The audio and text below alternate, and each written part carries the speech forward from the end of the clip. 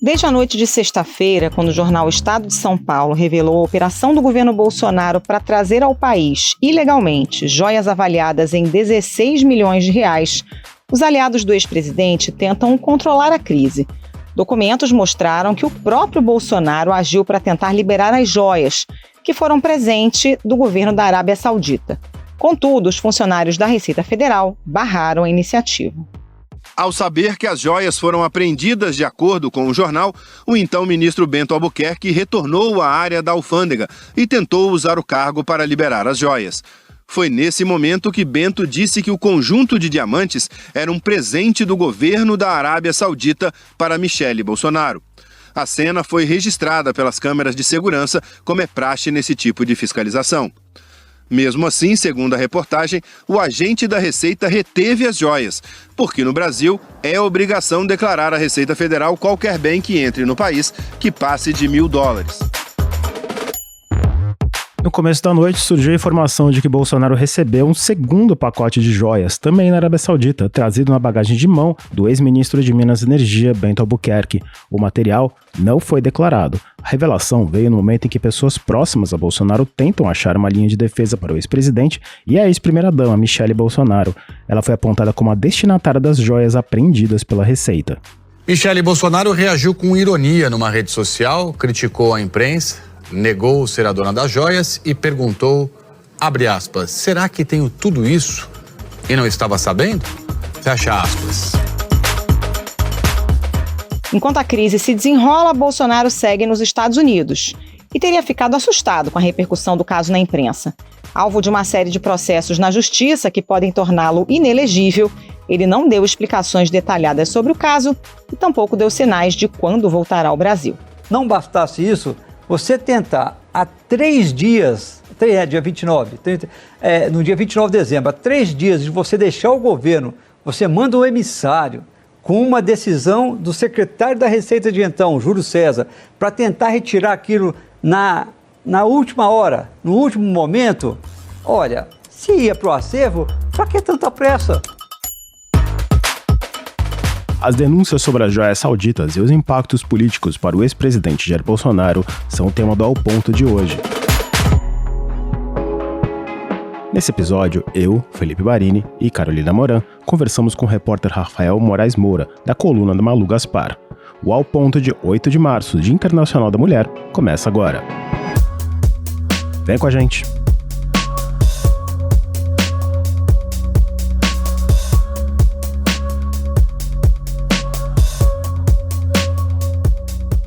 Rafael Moraes Moura, bem-vindo.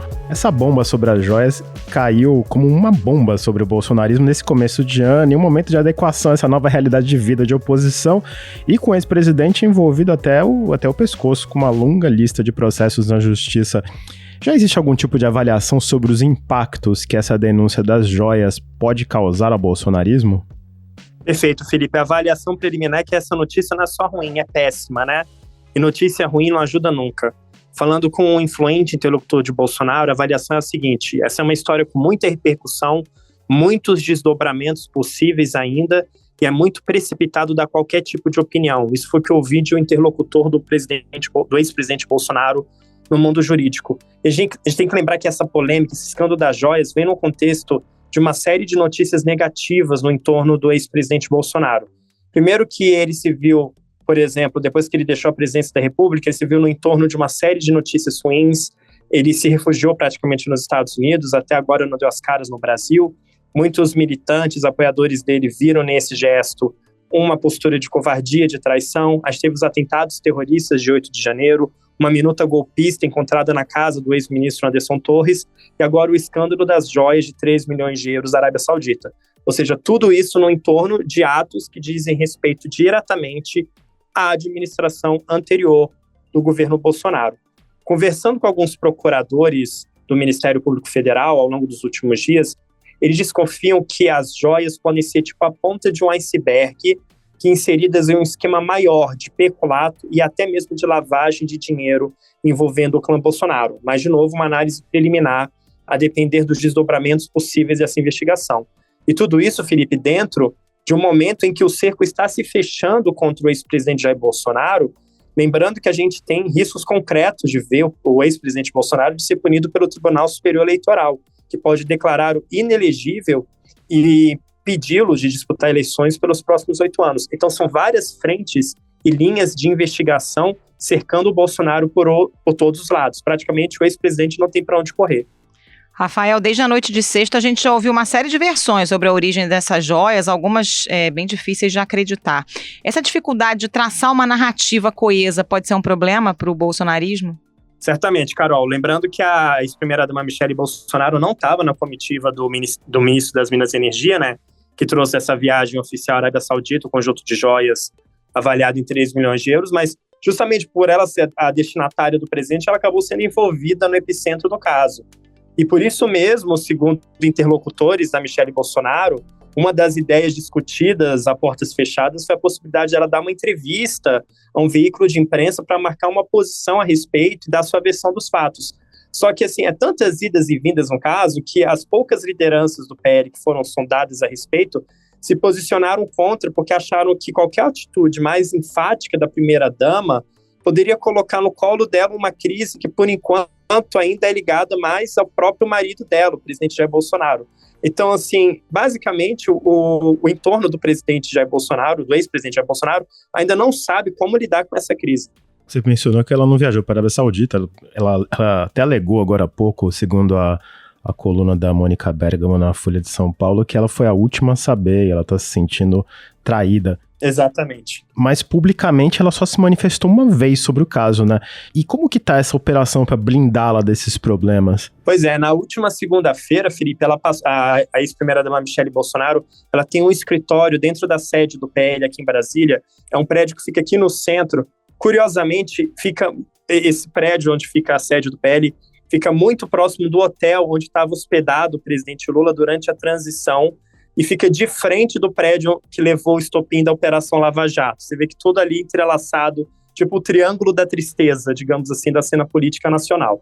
E aí, desse escritório do PL, ela passou o dia todo reunido com auxiliares do PL, com o Walter Braga Neto, que foi ex-ministro da Defesa e companheiro de chapa do ex-presidente Bolsonaro, na campanha fracassada da reeleição, para tentar discutir qual era a estratégia de resposta, mas o sentimento total é de desorientação.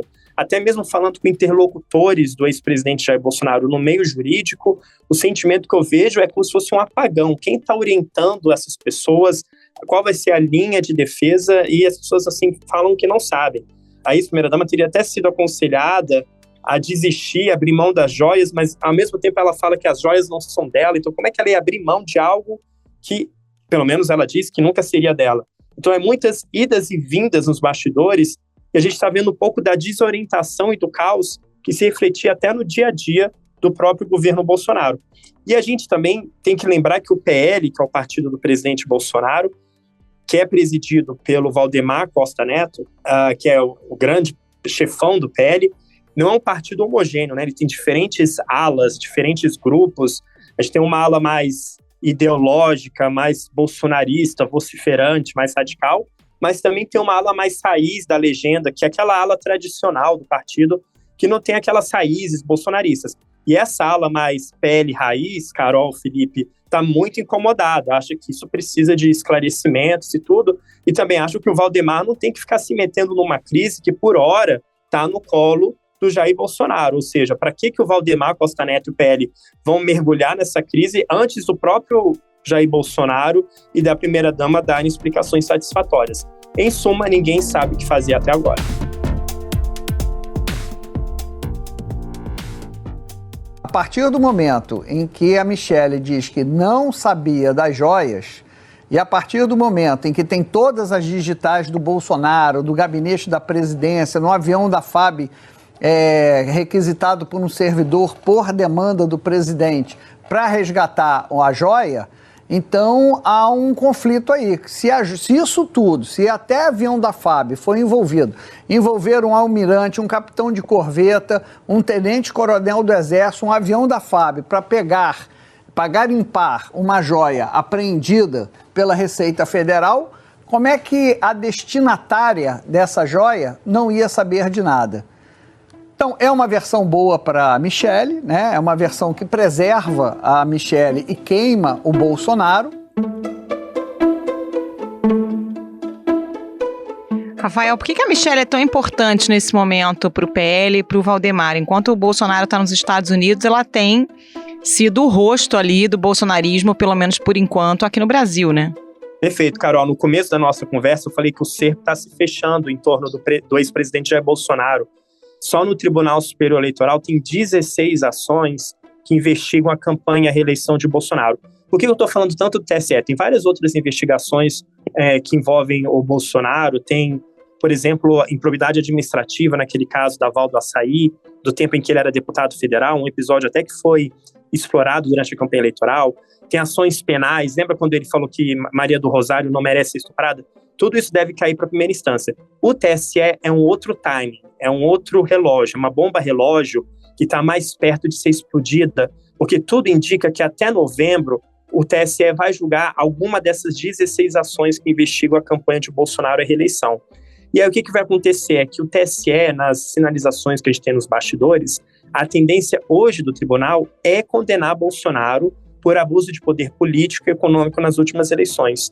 Aí você vai me falar assim, mas tá, e daí? Condenar por alguma coisa que já ocorreu em 2022? Mas é uma condenação que tem reflexos futuros, porque condenando Bolsonaro por abuso de poder político e econômico nas eleições passadas, o TSE declara ele inelegível e aí afasta ele de disputar as eleições pelos próximos 8 anos. Valdemar Costa Neto, Carol, ele já está pensando no dia depois de amanhã, não é nem no dia de amanhã, é o dia depois de amanhã. Então o Valdemar já estava falando assim, se o Bolsonaro já não vai poder disputar as eleições, quem é meu plano B? E o plano B de Valdemar Costa Neto é justamente Michelle Bolsonaro.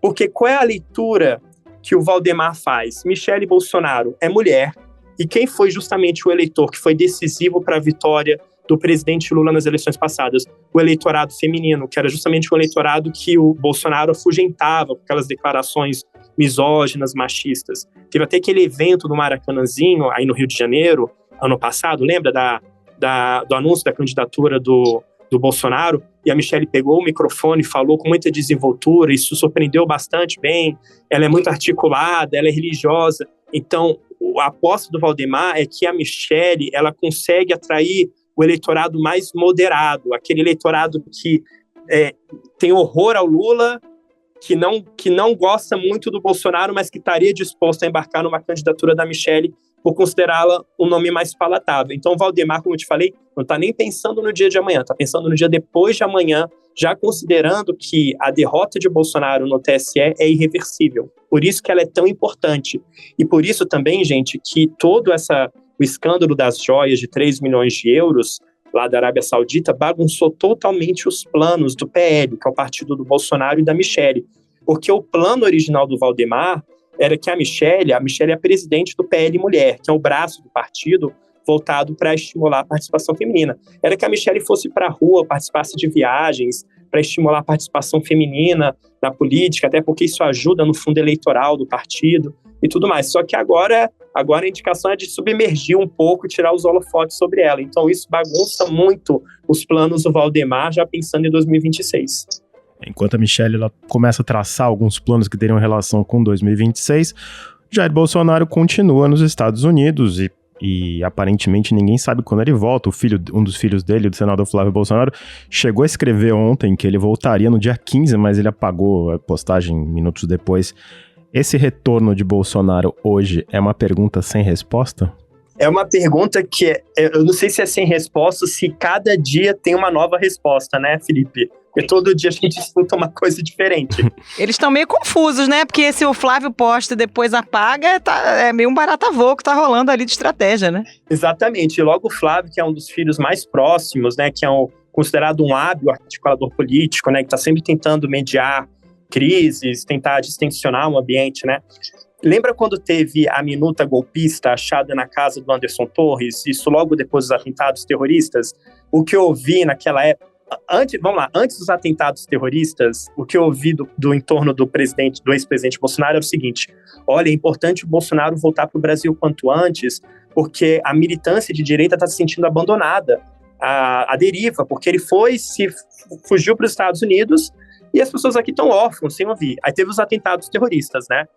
Aí falaram o seguinte para mim, não, é melhor agora o Bolsonaro ficar nos Estados Unidos mais um pouco, porque agora o chumbo tá grosso, se ele voltar pro Brasil nesse momento vai piorar as coisas. Aí acharam a minuta golpista, não foi? Na casa do Anderson Torres, o que acabou criando um elo ainda mais forte do plano do governo Bolsonaro de contestar o resultado das eleições, tentar intervir no TSE e impedir a posse do Lula. Aí falaram, olha, agora que é melhor que ele não volte mesmo. Aí depois, não, vai ser depois do carnaval. Então toda hora é uma postergação infinita. Agora chama mesmo muita atenção o fato do Flávio Bolsonaro, por livre e espontânea vontade, falar no retorno dia 15 de março nas redes sociais e depois voltar atrás. Tem muitas histórias mal explicadas em torno disso e, novamente, o que a gente está vendo desde o início que o escândalo das joias veio à tona até o dia de hoje, com essas mudanças de planos do Bolsonaro voltar para o Brasil ou não, os bolsonaristas perderam o controle da narrativa. Aliás, Rafael, o nosso colega Lauro Jardim publicou na coluna dele na segunda-feira que o Bolsonaro teria ficado assustado, esse foi o termo que ele utilizou com a repercussão do caso. Entre os aliados dele, a percepção é essa de que a água bateu, que é um caso de grande repercussão pública e de fácil assimilação também pelo público, né? De fácil entendimento para o público o recebimento de uma joia de alto valor, com imagem da joia e tudo mais, né? Exatamente, quando você fala numa joia de 3 milhões de euros ou de 16,5 milhões de reais, para quem sempre pregou, pelo menos publicamente, uma imagem de austeridade, de ser o político anti-establishment contra as mordomias, né, isso joga muito contra a figura do ex-presidente da República. Agora, realmente, esse susto é coletivo e generalizado. A gente fala com os aliados, no meio jurídico, no meio político, ninguém sabe direito qual vai ser a estratégia jurídica que vai ser tomada, quais são os próximos passos. Chegou-se dentro daquela estratégia de guerra, digamos assim, de Michele Bolsonaro vai dar uma entrevista para marcar posição. Chegou-se a ser discutido dentro do PL, do próprio ex-presidente Bolsonaro, ressuscitar, Carol, aquelas lives, lembra? Aquelas lives que ele costumava fazer para vir a público, com sangue nos olhos, marcar posição, discursos raivosos, para ele se defender e marcar posição. Só que, novamente, isso também foi deixado para trás, né? O que também leva à seguinte interrogação, ele deixou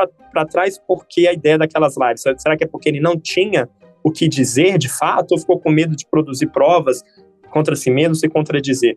Então, novamente, como eu falei, né, os bolsonaristas, no caso das joias, eles perderam o controle das narrativas e, além disso, eles estão apanhando muito nas redes digitais, nas redes sociais, que era um terreno onde eles navegavam, surfavam com facilidade, pelo menos no início do governo, né? O governo deles.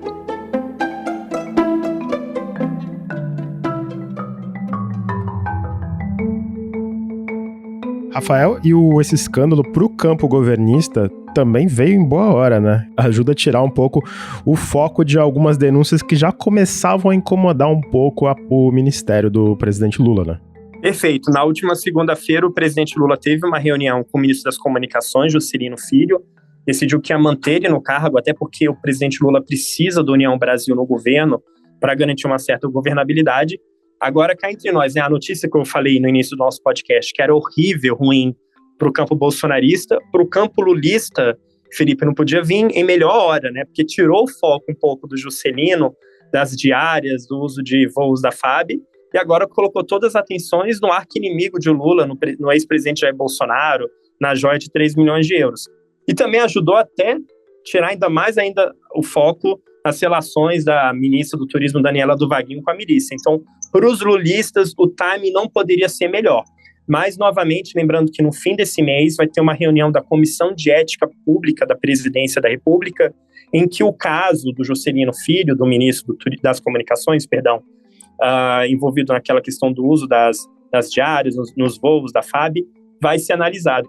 Primeiro, é importante colocar, eu perguntei logo depois aí dessa reunião para um integrante do Palácio Planalto que me falou o seguinte: ele fica, mas respirando por aparelhos, ou seja, não é uma situação confortável, ele vai ficando. Agora, lógico que hoje a situação dele, se aparecer mais alguma coisa, aí começa a ficar novamente grave. Hoje não é uma situação confortável para o governo. Então, por hora, é uma boa notícia para o Lula ter os focos nas joias da Arábia Saudita, mas o fantasma do Juscelino Filho vai voltar a assombrar o governo, já que a Comissão de Ética Pública da Presidência deve analisar o caso no fim do mês. Ô Rafael, e esse caso pode respingar de alguma forma sobre o atual ministro de Minas e Energia, o Alexandre Silveira, que tem uma boa relação com o Bento Albuquerque e está sendo criticado pelo PT, pela ala mais à esquerda do governo, justamente por nomear nomes mais ligados, tentar nomear, né, nomes ligados ao Centrão e ao bolsonarismo. Pois é, o ministro das Minas e Energia, Carol, Alexandre Silveira, passou a semana passada inteira tentando diminuir a temperatura. Aqui o podcast inteiro é sobre crises, né, gente? Não faltam crises aqui em Brasília para administrar. A crise do Alexandre Silveira qual é? É que, como ele é ministro de Minas e Energia, ele comprou umas brigas com o PT por conta das indicações feitas para o conselho da Petrobras. Então, assim, ele insistiu em alguns nomes que desagradaram totalmente petistas, a presidente nacional do PT, Gleice Hoffmann, por serem considerados nomes bolsonaristas, mais pró-mercado. Aí, para piorar tudo, esse escândalo das joias não declaradas da Arábia Saudita respinga também no antecessor do Alexandre Silveira, que é o Bento Albuquerque, né? Que é justamente uma pessoa com quem ele tem uma relação muito próxima. Porque as joias que estão avaliadas em 3 milhões de euros estavam na mochila de um assessor de Albuquerque. Olha só, quem diria, as joias da Arábia Saudita encontradas na mochila do Bento Albuquerque, respingando no ministério do Alexandre Silveira, o atual ministro de Minas e Energia. Realmente, o mundo não dá voltas, ele capota, né? A gente falou muito do lado político aqui no podcast, mas já tem alguma sinalização sobre o que pode acontecer com todas as pessoas citadas nessa que agora é uma investigação das autoridades sobre as joias e sobre a tentativa de trazê-las ao Brasil ilegalmente? Inclusive, algumas conseguiram entrar, como no caso da segunda caixa, né? Até porque tem uma investigação não só da Receita, né? Mas tem Polícia Federal e CGU também no caso, né, Rafael? Exatamente. A Polícia Federal pretende ouvir o ex-presidente Jair Bolsonaro, a primeira-dama Michele Bolsonaro. Vocês conseguem imaginar um desgaste ainda maior para o núcleo Bolsonaro ter um depoimento marcado para ter que vir a público prestar esclarecimento sobre esse episódio? Então, e lembrando que a Polícia Federal é vinculada ao Ministério da Justiça, Flávio Dino, também, né, que um grande opositor da gestão bolsonarista. Então, a gente vai ver novos episódios dessa investigação refletindo um pouco a polarização política do país e com possibilidade de tensionar ainda mais também um ambiente conflagrado que a gente já estava vivendo desde o ano passado, né?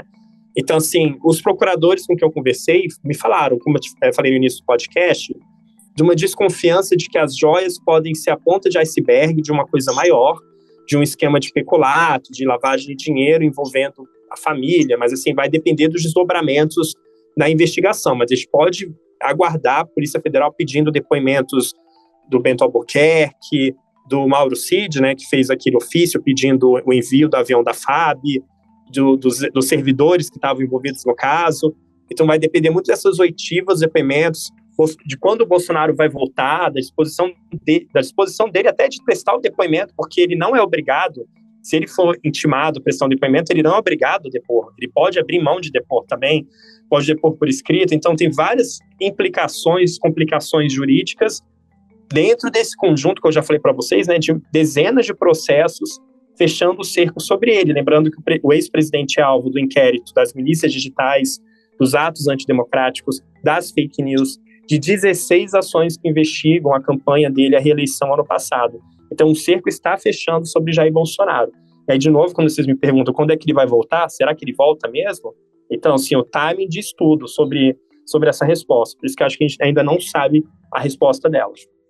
É uma investigação, que bom que vai ser uma investigação ampla da Polícia Federal, da Receita Federal, do Ministério Público Federal, porque tem muita coisa a se explicar do comportamento de agentes públicos, vários, inclusive do ex-presidente da República, né? Acho que ficou claro que tinha uma tentativa de apropriação indébita de um bem que só pode ser entendido como presente se for para o Estado brasileiro, né?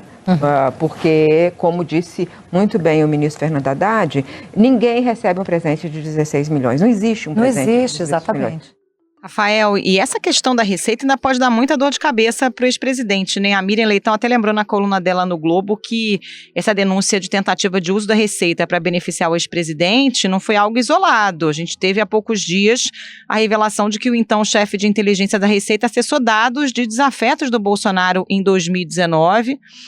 O próprio chefe da Receita o comandante da Receita chegou a ser trocado, e aí depois que houve essa troca, o novo responsável pela Receita Federal foi o que atuou para tentar liberar as joias, né? Então é um foco ali de preocupação para o antigo governo, né?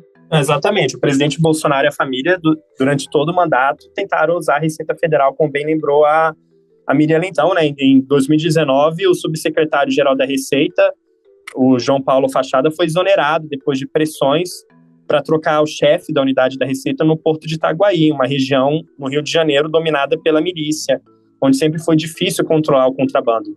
Então, a Receita, por ter esse trabalho de inteligência, por lidar com informações tão sensíveis e estratégicas, ficou um cargo muito visado durante o governo Bolsonaro e muito sensível a influências políticas. E a gente acabou vendo isso tão bem documentado nas matérias que o Estadão revelou sobre esse episódio das joias da Arábia Saudita.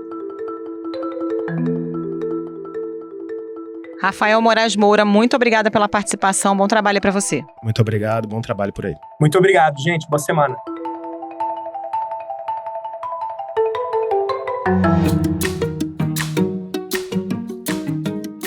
Esse foi o Ao Ponto de hoje, o podcast diário da redação do Globo. Nessa conversa a gente conta com a participação de toda a equipe do jornal, as mesmas pessoas que levam até você informação e análise de qualidade todos os dias. Quer saber mais? Assine o Globo. Acesse assineglobo.com.br e confira todas as notícias e reportagens especiais.